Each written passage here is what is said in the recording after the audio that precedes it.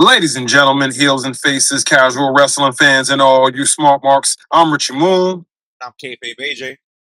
and this is Kayfabe Avenue. AJ, what do you want to talk about? Well, we got a whole week of wrestling. We're midweek on a Wednesday coming out Yeah, from the NXT yesterday. Yes, I said NXT. I'm actually watching.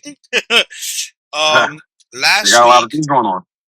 last week we had I wouldn't want to say surprise debut, because anybody who's paying attention to the indies kind of saw that Zilla was on the way out, particularly in HOG. And shout out to HOG. Shout Um, out to HOG. Literally just came from HOG. yeah, Rich is doing training over there. Um, but we knew coming out of that last HOG show that he was getting ready to sign. I didn't realize it was going to be that soon. That's what I'm Um, saying. I didn't expect him to pop up on NXT like that. yeah, it was like It's a one good day to the surprise. next. Um, he debuts at NXT's the been, end of the show. NXT's been picking up heat lately. Yeah, I mean they got Cruz Montana, who's Santana, and we Grayson got Waller came back and dropped Tony out. D'Angelo's actually holding up his end. We had, Mhm. like you said, Grayson Waller coming down, cutting amazing promos, and he's injected that much needed like promo guy, like who's not gonna pull the punches, who's gonna tell it like it is. And honestly, Grayson's first promo for NXT, he didn't tell no lies. Everyone's A lot. complacent. Everybody enjoys catering back there. No one's going out their way to like really stand out. Everybody's comfortable, and Grayson came to turn it up. And honestly, watching this week after seeing like the highlights of Zilla's debut from last week and him attacking the Mhm. guys, it got me really interested. It got a lot of views. I think they said around 2 million views Nice. coming from his debut, and Yeah. it's even to the point that people like outside of wrestling are starting to take notice. That And or they're people cooking that right now. don't follow as often. Right. They had an NXT live show last weekend, and CM Punk pulled up, and then they also did a backstage segment where Grayson Waller pulled up to CM Punk and was just like, "Next time you come to NXT, you better ask permission because this is my house." So they're cooking, they're doing the right things, they're integrating the main roster, and they get like you said, you got people from outside the wrestling bubble talking about them. So that's the recipe for doing all the right things. Yeah, and so And they needed it. They needed yeah, it. yesterday's episode obviously jumped off of what happened last week with Zilla attacking Cruz Montana, attacking Grayson Waller, leaving them flat, standing toe to toe with Tony D'Angelo, which is the NXT champion. So made a real impact. This episode started straight from that. Cruz Montana coming out, cutting a promo on Zilla, talking about NXT's parking lot is the most dangerous place in NXT, so that's exactly where he's gonna go. And then they did it smart because someone like me who's like, all right, I want to just watch for the fallout of Zilla. They Mhm. smartly placed the beginning promo, which had to do with Zilla, sprinkled it throughout the show, and held Zilla's debut all the way to the end. So by the time I'm already like, you know what, I think I'm gonna wait for the highlight. I've already done watch an hour and a half of the show, and I'm like, you know what, I might as well just thug it out and finish at this point. Right. So it was smart to catch casual because admittedly I'm a casual NXT viewer. There's just too Mhm. much main roster and AEW content. So from what you seen last night, the NXT episode last night, just make it real simple. Thumbs up, thumbs down. Thumbs up. They showed a lot of promise with the current world title storyline. Right. But watching the rest of the show, again, casual viewing, I didn't have faith in a lot of the other talent that I saw, the young talent. It was like, okay, it's cool to get to see the new faces who might Mhm. be a standout later, but the roster needed Zilla, the roster needed Grayson, the roster Yeah, the needed true sense. Cruz Montana because Yeah. it's very hollow. A lot of the people that they focus on come off very green, whether it's in the ring Mhm. or on the mic. So they need to really work on their men's division. So having this storyline happen at this point, I think it was a saving grace. Yeah, it was needed. Fast forward to the end of the show, Zilla finally comes out to sign his contract. Of course, we have the interference of Grayson Waller. We have the interference of Cruz Montana. We have the world champion out there. Smartly being held at different points of the arena, so they never actually got to attack Zilla. But one thing I will say, the way they debuted Zilla was perfect, and the follow-up was just as good. He came out looking like $500 shirt rock. So he had like that kind of swag, but you know, it felt like they were booking him like they booked Solo Sikoa, where you can believe this guy can go in there, whoop your ass, but he also has some charm and a funniness, like a comedic value to him. So I know it was a fumble, but he goes, I'm trying to come to NXT to prove that I'm not a nympho baby instead of a nepo baby, which was hilarious. But then his contract, first signing to NXT, has a clause where he's going straight to the World Championship of NXT. So now at Heatwave, we're gonna have a fatal four-way between them four, which goes completely against his argument of I don't want to be a nepo baby. I want to earn my shot, dude. You went straight to signing your contract, straight into a title shot. So I think the best way to continue with Zilla is having that comedic value, letting him, kind of be himself and get into who Zilla is. Like, we don't need another tough guy that's showing up and mean facing, mean mugging, or what have you. But to the viewers, we lost Rich, technical difficulties, but I will say, go out your way, pay attention to what's happening with Zilla. It's a good preview. It's like a good mirror into what the future probably have, and NXT's trying to cook right now. So nothing but good things on that note. While we wait for Rich to get back in the chat, if he can possibly do it, I want to move on to what else I've observed in NXT. So, AAA has been active for a year now, officially over a year since the acquisition or the partnership, whatever the term is for it. The partnership between WWE and AEW, and WWE, running AAA, they've kind of kept like AAA in their own world. But in NXT, I've noticed that they've actually. Oh, Rich is popping back in. In NXT, they've actually incorporated a little bit of AEW. I mean, excuse me, not AEW, AAA, and having Rey Fenix defend his AAA Cruiserweight Championship on the show. This week, they had a number one contendership match, which is really good. So it's starting to feel like we're finally getting the AAA showcased in the way that we need it, kind of like equal footing with the rest of the brands. So not only are we having the AAA tournament that is going for Roman Reigns Championship, but we also have titles being defended in NXT.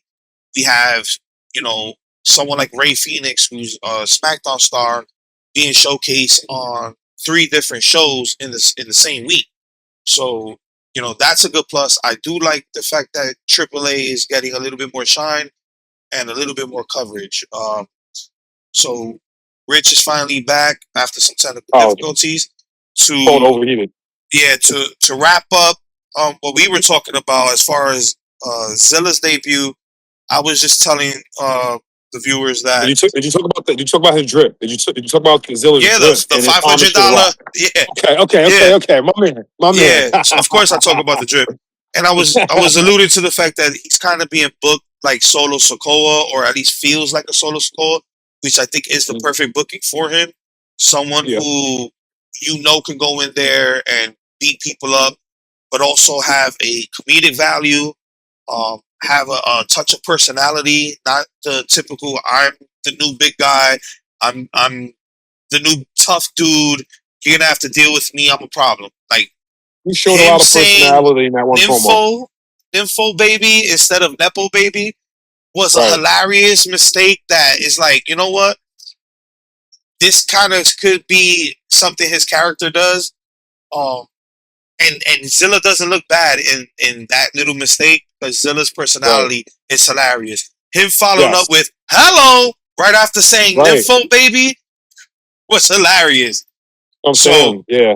He showed so um, much personality in that one promo. So yeah, so he can do a it's lot. looking up. I'm actually excited to see Heat Wave and see what happens with that championship match. And then while you were away, I was mentioning um, that I noticed the involvement of AAA in NXT, which was Yes. a good And plus. uh-huh. We had Ray Phoenix defending. Well, he's gonna defend his cruiserweight championship from AAA against the number one contender that was decided last night. I'm sorry, I don't know the names. All these guys are really young and new. So, but I am And also enjoying the a Raw. fact that AAA is being respected. Exactly. Ray Phoenix Yeah. is a SmackDown guy who's being featured on Raw, SmackDown, and NXT as well as AAA. So 3 to 4 shows in 1 week. That's a big look for Ray AAA. Phoenix also had a couple of bangers defending his AAA championship on SmackDown a couple of times. So yeah, they've been doing a better job with integrating AAA into the fold of things. Yeah. So hopefully we get more of that. Love that. Let's drift away from NXT and we have some news of Sting's sons. They both have actually been actively wrestling in AEW, Yep. even though they don't have a contract. Mm. But they're definitely prospects that AEW has been working around, and who knows? Maybe in a couple of months we'll actually have Sting's sons active AEW roster. Um, See? so that's a big thing. We saw Sting's sons previously in that tribute match where they came Yeah. out as different versions of Sting. Um, Mm-hmm. that was And a great visual. AEW really likes to do uh factions. So Darby Allin doesn't have anybody on by his side right now. So maybe Sting's son can come in and it could be a trio, a faction or whatever. So, I mean, they we'll could see. always just do the tag team, the Sons of Sting. If Sting's constantly in the back, maybe he can be manager for his own sons. That'd be pretty cool too. Not only Right. that, who better to be under the wing of than your father and legend Sting? Um, talking about Sorry, people on sorry for that. the Sorry for the outside noise, people. We're live. so speaking of people on the active or not on actively on the AEW roster, Britt Baker has recently been Yo, mentioned in regard looking to jacked. the Rebel Heart Dynamite episode that's coming up. So Yeah. Rebel is her tag team partner in the past, and recently has been diagnosed with ALS. So Yes. she's had to take a backseat to her wrestling career to focus on her health. AEW is going out their way to showcase a special episode dedicated to her ALS issue and to tribute You know Rebel. what's really cool? The whole wrestling community, WWE, WWE, AEW, everybody's been coming together to show support to ALS and Rebel, and that's good when things go beyond wrestling. Yeah, I mean, Kevin Owens bringing that up, exactly. on WWE WWE barely TV. ever breaks the fourth wall. So for Kevin Owens to make sure he took time out of his promo to mention that was a big look for Yeah. Rebel. Honoring her, and But it was a have cool you thing to seen do. the picture? Have you seen the picture of Britt Baker? Recently, Yeah. in Scrubs, doing No. her dentist There's thing, but another I haven't picture of seen her. her. Another picture of her on the beach, and I'm not talking about not being a perv. I'm just saying, like, she just looks like she's ready to go in the ring yesterday. I She just mean, looks in ring she's shape. been sitting for officially 2 years. Her last match was in 2024. In fact, Sheesh. her contract is more than likely up in September, October.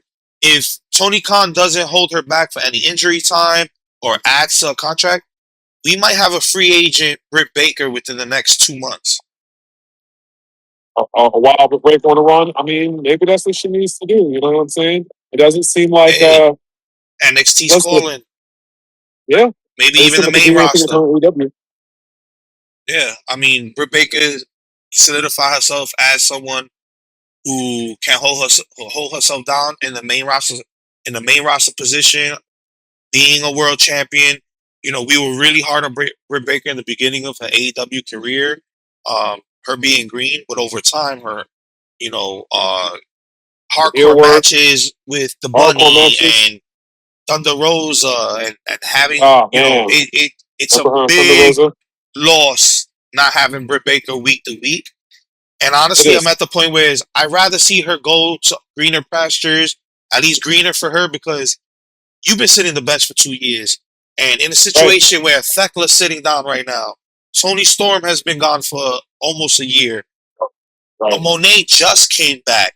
You know, we can use an injection of someone who is main event status. So I'd rather her go to WWE or NXT or something where we're gonna see her, you know, on a consistent basis. Right. AEW 100% dropped the ball. There's no defending sitting Britt Baker for 2 years.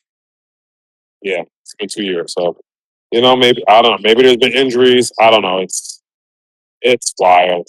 But So, yeah, switching gears back to more debuts. Um, Last week we had Shinsuke Nakamura on SmackDown, cutting a promo against the MFTs, and he was alluding to a tag team partner or someone that he's going to bring in order to combat the MFTs, especially since they reinforced themselves with Haku as a manager. And that person is none other than Hiromu Takahashi. yeah. If anybody Right. doesn't know who Hiromu Takahashi is, he's a New Right. Japan Pro wrestler. Has an Mm-hmm. extensive career with them. Was in the group Chaos with Shinsuke, and I believe even Okada was in the group at one point. At one time, it was. So a Yeah, I mean, long legacy in New Japan. right. Whole legacy. Yeah, definitely do your homework on that. He's been having fire matches for years and years. He got injured a couple of years ago, but it took him a while to get back to his That was former self. But a miracle comeback. It was yeah, one of those Daniel right, Bryan, Soraya Page situations. right. That he really Dragon hurt Lee. his neck and managed to come back. Right. So I'm definitely looking forward It's to dope to that. see him. I've always Yeah. wanted like some kind of stable or major group for Shinsuke. Maybe something along like the Triads or something. Maybe incorporate Asuka. I've always, fantasy booked that. So who knows? This is a good start to maybe a strong style stable or maybe just a tag team. Shinsuke's been kind of winding down his in-ring action, so it That's what makes I'm saying. sense to kind of prop himself up and also boost the career of Takahashi being a new person in WWE and also jumping the NXT and going straight to the main roster. So Right. it's a good look, Yeah. something to look forward to. Did you hear about Montez Ford having a hip hop album? Yeah, he's been promoting it heavy. It just came out streaming everywhere. So I I've haven't. heard a little bit of it. I mean, just something he posted, but I haven't taken the So time to actually there's listen a to it. clip of one of his songs going viral right now. They say And he's dissing Jey Uso. who else? Who else? I Who else can he mean, be dissing? He mentioned having the brothers. He mentioned stealing people's shit, the gimmicks, and not being able to hold it down himself. Like he mentioned straight up like bloodline stuff. If you're not paying attention, like that's the only way you miss out on the fact that who's he alluding to has to be Jey Uso. I mean, it kind of does sound like he's talking about Jey Uso. I ain't gonna hold you. I ain't gonna hold you. Like because he said day one. Like he specifically said some day one. He said the brothers. Yeah, it sounded like he was talking to Jey Uso. Which makes me think like, did the bloodline by any means hold back the Street Profits in the last year or so. I feel I mean, where did that come I, from? Is the I thing. really like the Street Profits, but I think it's time for Montez Ford I've been saying that and for fucking Dawkins to like kind of. 2-3 years. They can still be together, but they don't need to be a tag team. Like Montez Ford can be a future world champion, and they need to start working on that. You know what I'm saying? Or I at least we can do highly the old school agree. style. I love old school style. Have them go after the Intercontinental Championship, and then after that, you go after the World Heavyweight. But yeah, they need to. They can Yeah, still I be mean, together, but they just Seth Rollins, that storyline with Seth Rollins kind of helped them get back to the okay. I can see them still tagging for a little while, but I agree. Montez needs to go solo, and yeah, who knows? This should have been an opportunity. You know, his album. He should have been pitching that shit on TV. It should have been a part of storyline, if anything. If he is right. talking about Jay, just another way to promote. So, I haven't heard it. I'm gonna check it out. But guys, Montez Ford has a new album out. Check it out. Support. Um, I tell you who doesn't need support. That's Who's that? Bronson Reed. Yo, This man, he's a whole new beast. I need his diet plan. I need his regimen. I need to know how many times a day he's working out, how many times out the week. Brother, this man is inspiration. yo, shout out to Bronson Reed for watching the story yesterday too. I posted him on the wrestling on my wrestling Instagram joint. I said championship build. That's what he's There, looking like. You know what I'm saying? Looking he like a needs to champion. go straight to the top. He needs to go straight to the main event picture. Like, stop holding back. This man, you know that whole CM Punk thing. You should be trying to. He told Kevin Owens, you should try to be better than you were yesterday, or you should try to aim to be a percentage better. This man Right. took that shit and ran. Like, he doesn't even look Looks like like the same person. he doesn't. He doesn't. He looks like He doesn't. Brock Lesnar in his most cut up prime. Yeah, no, man, looks good. Look like a champion, look like a world I'm champion. That's it. You know what I'm I'm saying? hoping that's a clear sign that Bronson is on his way back. I want Braun Breaker kind of out of the group already. I want him to do his own thing. If That's Bronson coming. Reed has to come back, he should come back as a leading situation, kind of replacing Braun Breaker on the way out. That's the only way I see it. But someone who now looks like Bronson Reed should not be playing second fiddle to anybody in the division. Nah, man, Big Bronson Reed come back and helps Braun Breaker beat Obafemi at Sunday Night Main Event. I I hope so. And Referee goes down, he comes back out of nowhere. It's the power slams him. It's the splash. Breaker his spear. Boom, 1, 2, 3. Bronson Reed and Braun Breaker should back he even together. splash Run them up. anymore? This man is cut Yeah, the he fuck should. up. Should he even splash? Like, this man should have a fucking pickup powerbomb like move at this point. That's what I'm saying. He should do like a power slam first, like just show his Something. strength. But I He's think a. he can probably fly even higher now that he's lost some weight and muscled up. He might If be you even go guys even higher haven't now in seen his squad. what Bronson Reed looks like right now in August of 2026, go check that post. But like a champion, man. Inspirational. I'm telling you, it's inspirational. But I'm glad you mentioned Bronson Reed and the Obafemi match at Sunday night's I main know. event. Yeah. I feel like that's one of the better storylines that's come out since Oh yeah. Brock versus Oba ended, Yeah. with Braun Breaker kind of having like this obsessed, like, tell me who's the future of the company. Like, He's a calling out he's a Oba, squaring up face to face. They have not touched each other all month.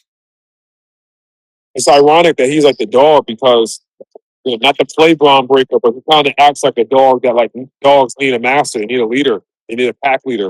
And sometimes that's how he looks at Paul Heyman. Like, can you tell me, Paul? Like Boba Fett's making fun of him. Paul, who's the future of WWE? Like, bro, like if you that guy, you don't gotta ask nobody who's the future. Exactly. You Exactly. know what I'm saying? So, Exactly. So, yeah, the rivalry's been good so far. They've been stretching it over the past couple of weeks. I definitely think Bronson comes back, interferes in that situation. Even though I'd be happy if it's a straight up match. I'll be happy about that too. I want I want Braun to get back into the position where we saw him as he's next. He's next up. Like, when are you pulling the trigger on it? Like, he's cooled off because of the Seth Rollins feud.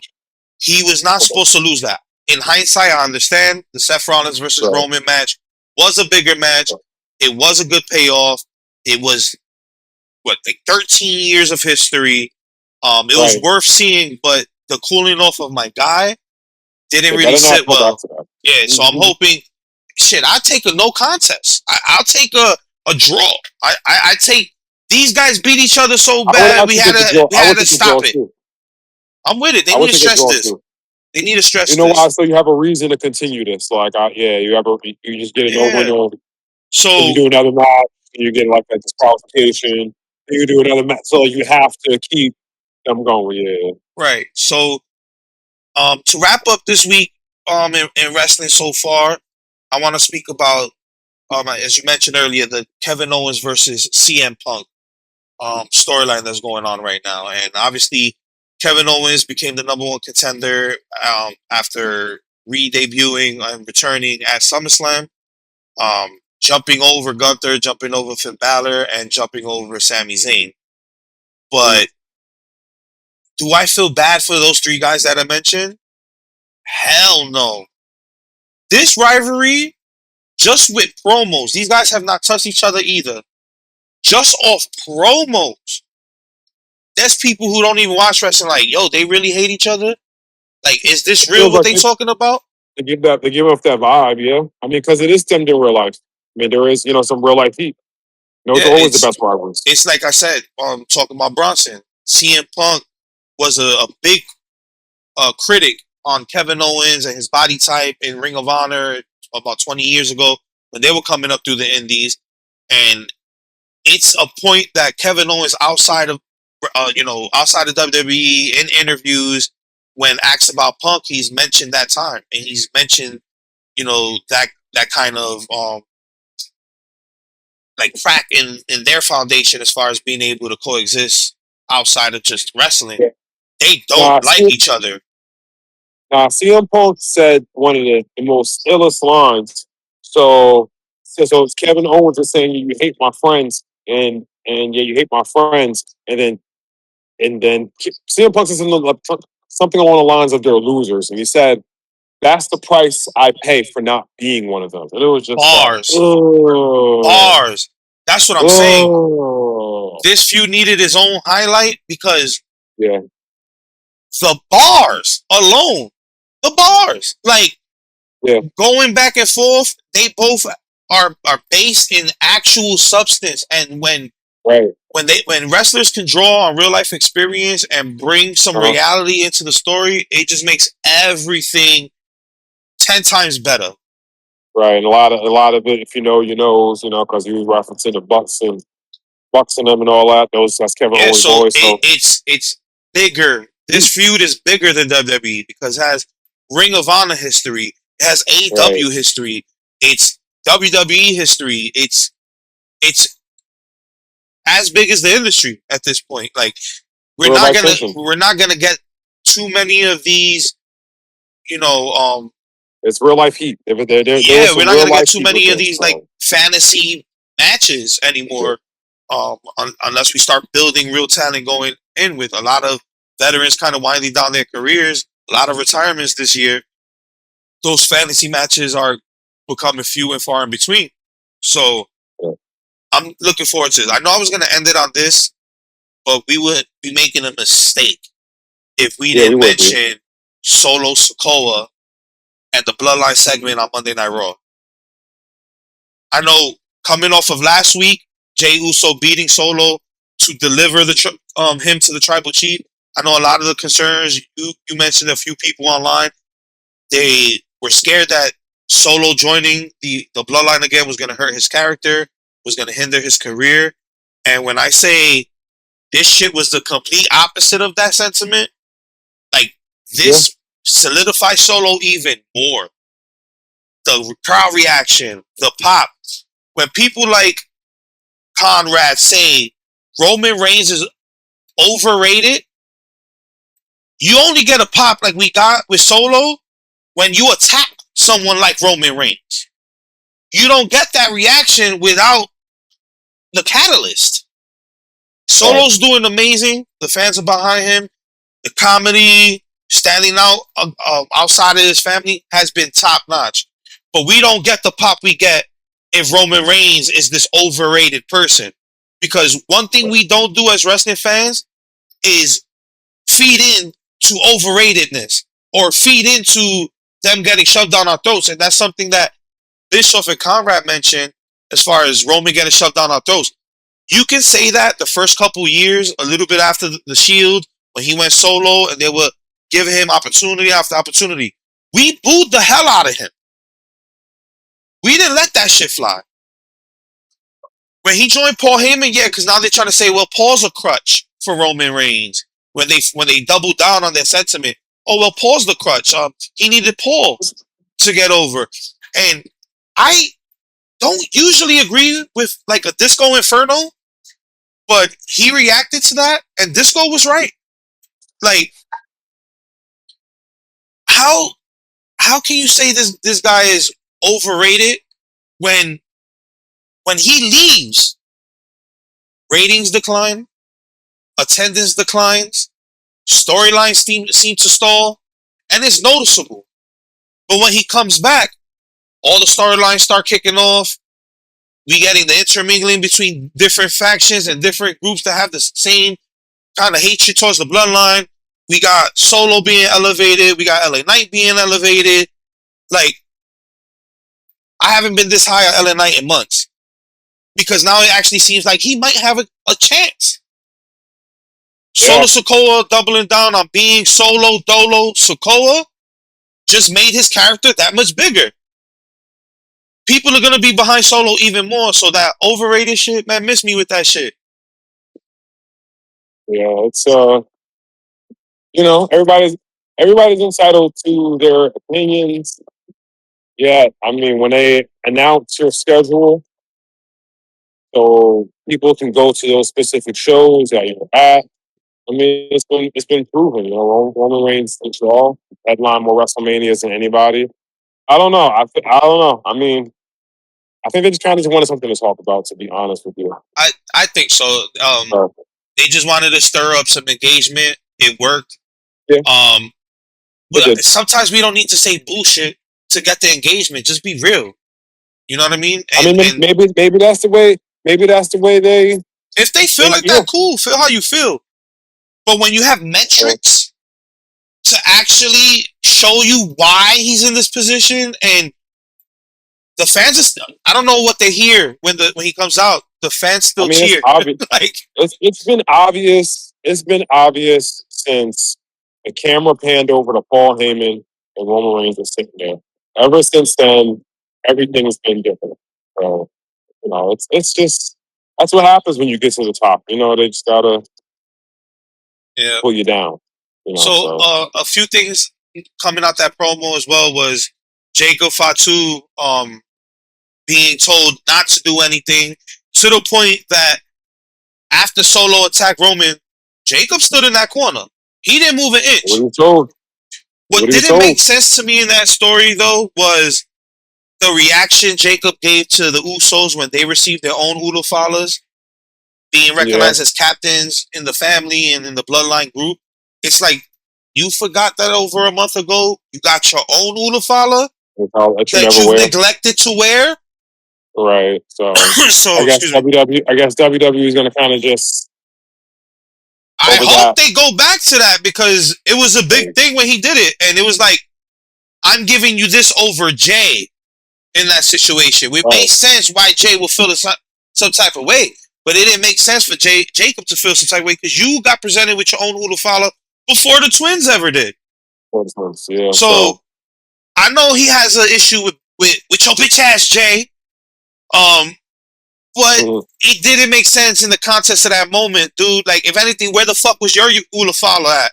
You could all have been wearing it. But then again, Roman doesn't even wear his Udofala on a casual dressing thing. So, kind of weird. I want to see where that's going. Obviously, I love everything that's going on with Jacob. Personally, Solo, and with all the complaints of the bloodline, and The story's still continuing. I'm sorry that they have that much family that they couldn't pull it off for this many years. Because a lot of it just feels organic. So for people, I feel like a lot of people just to have talking points, kind of shit on the bloodline and complain online for the engagement. But when you're watching the shows, the bloodline is doing their thing. Yeah. Mhm. So you have any final thoughts before we get up out of here for this week?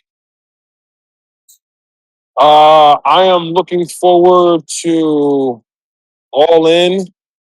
I got AEW got a lot of things cooking up over there on their side of the professional wrestling world. I'm looking forward to House of Glory. I'm looking forward to LPW. And as the weeks come forward, I'll be speaking more on things that are going on in House of Glory and LPW, man. But shit, man, we out here, we cooking, you know what I'm saying? We cooking on that Kayfabe Avenue, you heard? So with that being said, we cooking and we can do it all day. So please like, share, and subscribe to Kayfabe Avenue on all streaming platforms, YouTube, on all podcast platforms, Apple, Spotify, wherever you listen to your podcast, all at Kayfabe Avenue. Please follow the TikTok. We put a lot of content and a lot of clips on the TikTok. A lot of commentary. We do respond back there, so we'd love to hear your input and take us home.